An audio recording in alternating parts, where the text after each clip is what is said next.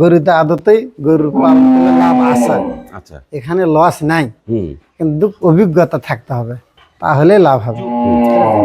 সেই ক্ষেত্রে আপনি যুব উন্নয়ন অধিদপ্তরে চলে আসুন যদি আপনার বয়স 18 থেকে 35 হয়। সেখানে গবাদি পশু পালন, হাঁস মুরগি পালন, মৎস্য চাষ সহ আরো অনেক বিষয় প্রশিক্ষণ দেওয়া হয়।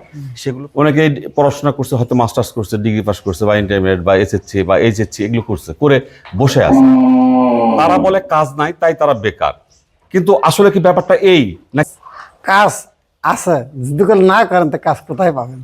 কাজ করতে গেলে যেমন ধরেন আপনার লেখাপড়া করে হয়তো বেশি পুঁজি নাই আপনার, হয়তো ধরেন 1 লক্ষ বা 50,000 টাকা আছে, আপনি হয়তো 2টা দেশি গরু কিনলেন, 35,000 করে এখন বর্তমানে 2টা দেশি গরু হবে।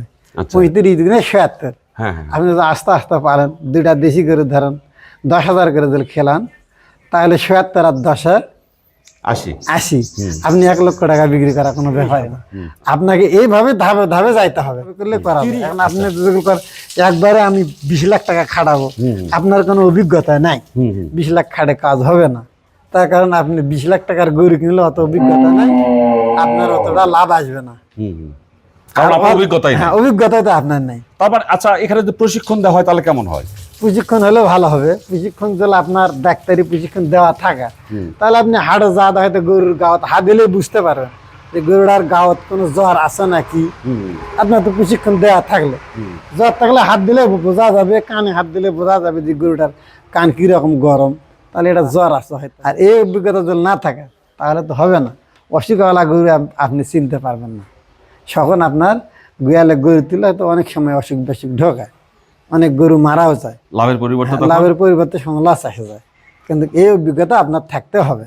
আচ্ছা, সুপ্রিয় দর্শক, এই ফাঁকে বলে নেই, এই আমার একজন অভিজ্ঞ খামারি ভাই, উনি নিজেই বললেন যদি অভিজ্ঞতা থাকে এবং প্রশিক্ষণ থাকে তাহলে আরো ভালো করে করা সম্ভব এবং সেখান থেকে লাভ হয়। আপনারা যারা গরু খামার করতে চান তাহলে অবশ্যই কিন্তু আপনারা প্রশিক্ষণ নেবেন, অথবা যারা অভিজ্ঞ মানুষ এই সেক্টরে তাদের কাছে পরামর্শ নেবেন, তারপরে কিন্তু খামারটা শুরু করবেন। আর যদি মনে করেন না প্রাতিষ্ঠানিক প্রশিক্ষণ নেবেন একটা প্রতিষ্ঠানে গিয়ে, সেক্ষেত্রে আপনি যুব উন্নয়ন অধিদপ্তরে চলে আসুন যদি আপনার বয়স 18 থেকে 35 হয়। সেখানে গবাদি পশু পালন, হাঁস মুরগি পালন, মৎস্য চাষ সহ আরো অনেক বিষয় প্রশিক্ষণ দেওয়া হয়, সেগুলো প্রশিক্ষণ নিতে পারেন।